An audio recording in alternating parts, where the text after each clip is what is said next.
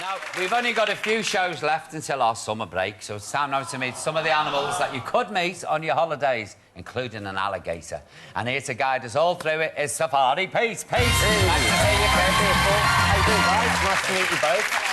Pete, I thought I'd seen it all, but I've never seen anything like this. I tell you what, this is the most amazing little animal here. Now, this is actually a spring hare, pronounced spring har. Am I right to climb in there? Yeah. Do you mind?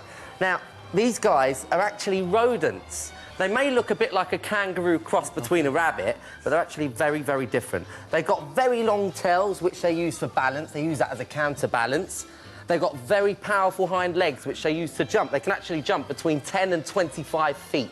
That's quite a long distance. So he could get out, then? He could get out, yeah, theoretically speaking, but I think he's actually quite happy there. Now, the other thing I was going to point out is they've got quite funny postures, the way they sit down. I'll just demonstrate here. I'm going to look pretty silly, but who cares? Now, they hold their legs out like that, sit their bottoms down, lean their bodies forward, face down to the ground, and supposedly this is to pick up vibrations. But to me, if you ask me, it looks like they've had a drink. Yeah. It's like me, if I'm horny, when I wake up, I sit at the end of the bed. That's the amazing spring hare.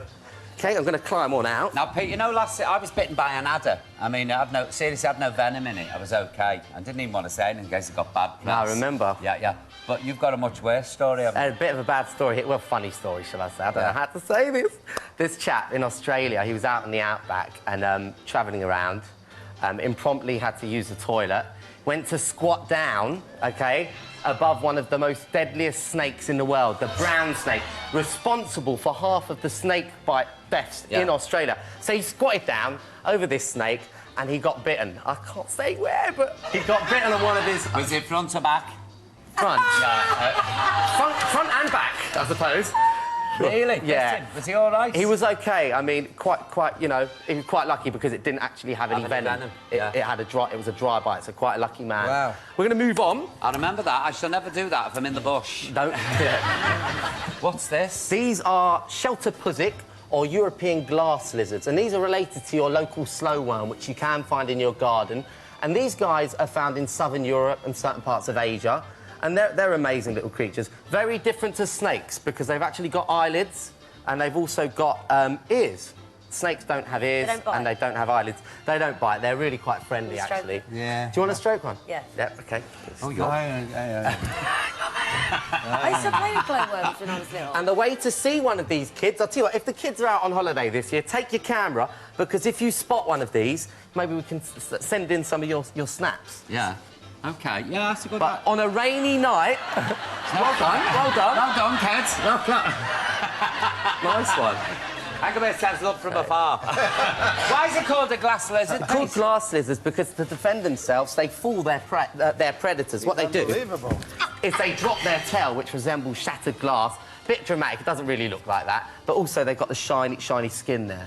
So that's why they call the glass lizard. I think we're going to move on a bit now. OK. Have dangerous spiders been spotted indoors? Dangerous spiders. It was the false widow spider, which is related to the black widow. They were introduced, and those guys are poisonous. If you get bitten by one of those, definitely seek medical attention.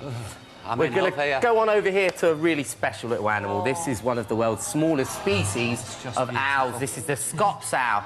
And these guys, I tell you, if you've seen Harry Potter, you may remember Ron Weasley's post being delivered by one. What a cute little owl. These guys are great. You can stroke that one if you'd like. Oh, it's beautiful. Hello. They're real amazing birds. And these ones...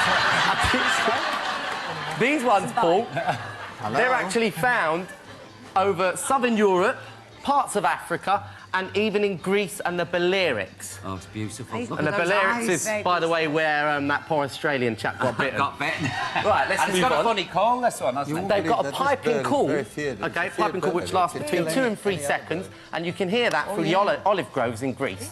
So if you're out in Greece, find some olive groves and you may hear that. Now, here's my mate here. This is what it's all about. This is what it's all about. Put them on me finger. This is the cutest little animal here. This is a Lyle's fruit bat, guys. And these guys are quite common over Southeast Asia, especially in Thailand, and they primarily feed on fruit. Now, in your garden, you may find smaller species of bat, which don't actually use their eyes to locate their food. They use something called echolocation because they're feeding on tiny insects. These guys literally use their eyes, locate a great big tree full of fruit, and in the thousands land on it and quite literally demolish it. That's It's pretty the much how they go. prettiest thing I've ever seen. It's just lovely. Absolutely They're cute. lovely. They are lovely. Aren't they? And How gonna get- old is this one? He's 18 months. Oh, he's gorgeous. He's absolutely gorgeous. Don't they get all the blood rushing to their head? Everything's basically reversed. Yeah. So, no, they seem to be Fine. OK with it. Now, we're going to move on, guys, because just very quickly, if you get a bat, I know some lovely. people get bats Look, he's actually in their oh. hotel rooms.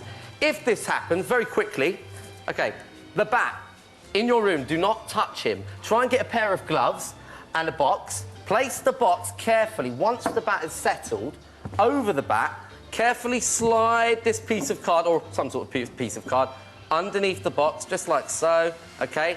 And take that outside and release him. If he's injured, call a rescue centre, because he might need a bit of help. Hold But it. be very careful.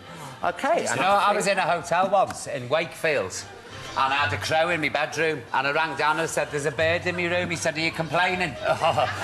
What's this? Get a grip. I'm a jellyfish. You're a what? Jellyfish. Jellyfish, guys, I tell you, jellyfish are found all over the world, the common jellyfish. Big problems, they are poisonous, and if you encounter one in the British Isles, seek medical attention. Or there is always, of course, urine, OK? If your friend has been stung by a jellyfish, just pee on them. Really? And that supposedly helps. Right, OK. Engelbert. OK. Now, alligators Yeah, he's fine. are found all over southern United States He saw and himself. especially in Florida in the Everglades. But if you're out going to see Mickey Mouse, don't be fooled because they could just be round the corner. Do not attempt to touch an alligator. But if, for instance, I was working with alligators in the wild to research them and study them, I'll show you how I would catch him anyway. How'd you catch an alligator? All right, OK. No, go on. OK, you ready for this? Yeah. OK. OK. Right, OK. Go! OK, put your weight, hold down that mouth because you don't want him clamping onto you, and use your legs, use your thighs. OK? Use your thighs to put extra weight down there. OK?